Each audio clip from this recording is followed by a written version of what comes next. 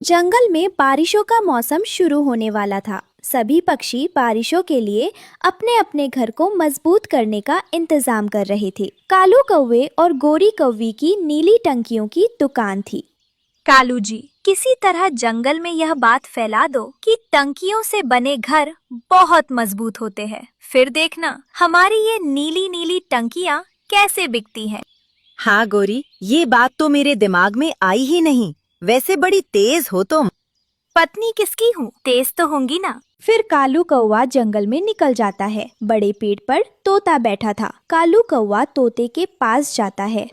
हाँ यार तोते, कैसा चल रहा है? आजकल घर मजबूत करने का इंतजाम हो गया या फिर नहीं? यार कालू, मुझे तो समझ में नहीं आ रहा कि मैं किस चीज से घर मजबूत करूं। जितना भी घर मजबूत कर लो, हर बारिश में कहीं न कहीं से टपकने लगता है। तोते, तू परेशान मत हो। मेरे पास बहुत अच्छा प्लान है। तू जंगल में नीली टंकी का घर बना ले। एक तो तेरा घर मजबूत हो जाएगा और दूसरा, जंगल में किसी पक्षी का टंकी वाला घर नहीं है। सोच, क्या शान बन जाएगी तेरी।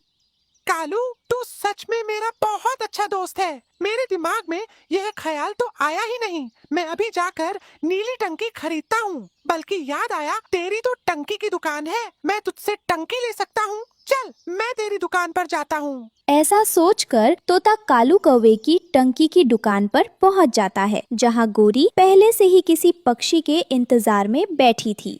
आओ आओ तोते भैया, बताओ कौन सी टंकी चाहिए। बड़ी टंकी चाहिए या भारी टंकी चाहिए, लंबी टंकी चाहिए या चौड़ी टंकी चाहिए। बस बस गौरी, रुको रुको, मुझे वो थोड़ी छोटी वाली टंकी बताओ, कितने की है? भैया, आप तो मेरे प्यारे भाई हो, आपसे कैसा रेट लगाना। ऐसा करो, आप ये टंकी 400 रुपए की ले जाओ। वैसे तो मैं सबको 500 रुपए की देती हूँ, लेकिन बस आपके लिए आप 400 रुपए की ले जाओ। गौरी, मुझे तो ऐसा लगता है तुम भैया भैया कहकर मुझे बेवकूफ बना रही हो। 300 रुपए की दे दो, इससे ज्यादा मेरे पास नहीं है। ठीक है मेरे प्यारे भैया, तुम यह टंकी 300 रुपए की ले जाओ। क्या याद रखोगे? तोता गोरी को 300 रुपए देता है और नीली टंकी उठाकर ले जाता है। पहला ग्राहक तो आ गया। अब मेरी टंकियाँ मिनटों में बिक जाएंगी और पता भी नहीं चलेगा। फिर कालू कौवा बुलबुल के पास पहुंचता है। बुलबुल अपने घर के सामने बैठी अपने घर की तरफ ही देख रही थी। क्या देख रही हो मोटी बुलबुल? क्या कहा तुमने मुझे? अरे कुछ नहीं बुलबुल बहन। मैं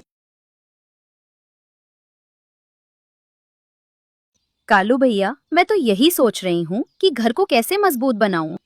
फिर कालू बुलबुल को भी मक्खन लगाना शुरू करता है और बुलबुल भी टंकी लेने गोरी के पास पहुंच जाती है। गोरी बहन, बताओ वो लंबी वाली टंकी कितने की है? मोटी बुलबुल, आजकल मेरी टंकियाँ बहुत बिक रही है, इसलिए मैंने दाम भी ज्यादा कर दिए हैं। 500 रुपए की है एक टंकी। नहीं नहीं गोरी बहन, सही रेट लगाओ। इतना ज्यादा मैं नहीं दे सकती। अच्छा ठीक है, तो 400 रुपए की ले जा। क्या याद रखेगी? बुलबुल गोरी कौवी को 400 रुपए देती है और टंकी लेकर चली जाती है। यह मोटी तो 400 रुपए की भी ले गई। अब अगला जो ग्राहक आएगा उससे इससे भी ज्यादा दाम बताऊंगी। ऐसे वो दिन गुजर जाता है और रात हो जाती है। कौवे बहुत खुश थे और घर में बैठे आज की कमाई गिन रहे थे। कालू जी, देखिए, आज पूरे 2000 रुपए की कमाई हुई है। इतना मुनाफा तो हमें पहले कभी नहीं हुआ। गोरी, अभी तो शुरुआत है। तुम देखती जाओ आगे आगे क्या होता है। फिर अगली सुबह जंगल में ये बात फैल चुकी थी कि पक्षी नीली टंकी से घर को मजबूत बना रहे हैं। भैया, कितने की ली थी आपने यह टंकी? मुझे तो गौरी ने 300 रुपए की दे दी थी, लेकिन बुलबुल बता रही थी कि उसे 400 रुपए की दी है। ऐसा ना हो कि वो दोनों पति पत्नी और ज्यादा रेट बढ़ा दें। मैं जल्दी से जाती हूँ और टंकी खरीद लाती हूँ। ऐसा सोचकर रानो जल्दी से उड़ती है और गोरी की दुकान पर पहुँच जाती है। गौरी बहन, मुझे भी एक टंकी दे दो और मुझे छोटी वाली ही देना। मोटी चिड़िया, छोटी टंकी से तेरा क्या बनेगा? लेनी है तो बड़ी वाली ले। नहीं नहीं, आप मुझे छोटी टंकी का ही रेट बता दें कि कितने की है। आजकल हमारी बड़ी सेल हो रही है, इसलिए हमने टंकियाँ महंगी कर दी हैं। 600 रुपए की है एक टंकी।